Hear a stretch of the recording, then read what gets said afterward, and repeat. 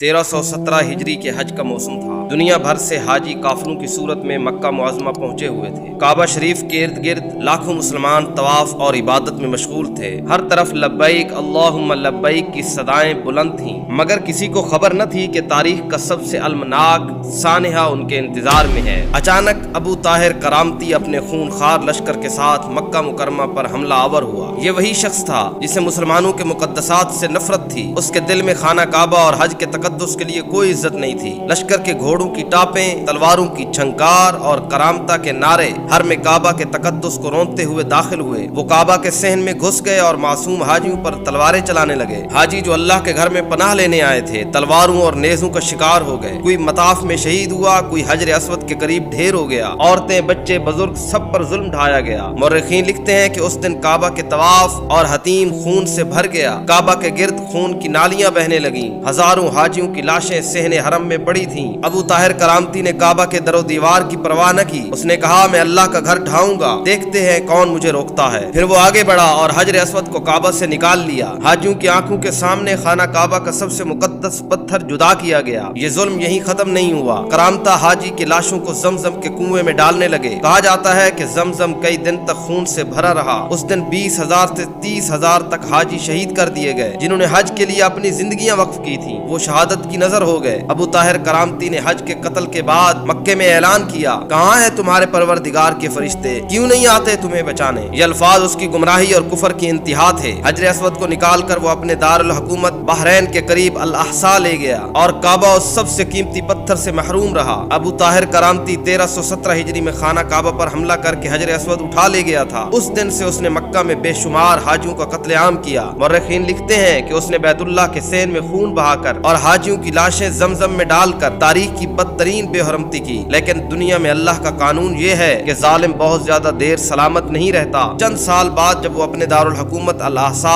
बहरैन के करीब में हुक्मरान था, अचानक एक सख्त वबा और ताउन फैल गया। उसके लश्करी और करीबी साथी एक एक करके हलाक होने लगे। उसका पूरा घराना ताउन से खत्म हो गया। उसके महल में नोहा और चीखो पुकार गूंजने लगी। अबू ताहिर करामती खुद भी उस ताउन का शिकार हुआ। उसकी हालत ऐसी इबरतनाक हो गई थी कि लोग कहते थे, यही वो शख्स है जिसने अल्लाह के घर की बेहरमती की। अब अल्लाह ने उसे दुनिया में ही अपनी पकड़ दिखा दी। अल्लामा इब्ने कसीर रहमतुल्लाह ताला लिखते हैं कि अबू ताहिर को बदतरीन बीमारी और वबा ने आ लिया और मर्ज में तड़प तड़प कर मर गया। उसकी मौत के बाद करामता की ताकत टूटने लगी और उनकी हुकूमत खत्म हो गई और बिल आखिर हजर अस्वद 1339 हिजरी में काबा बैतुल्लाह में वापस लाया गया। जालिम कितना ताकतवर हो, कितनी ही फौज क्यों न हो, एक दिन आता है जब उस जालिम को अपने जुल्मों का हिसाब देना पड़ता है।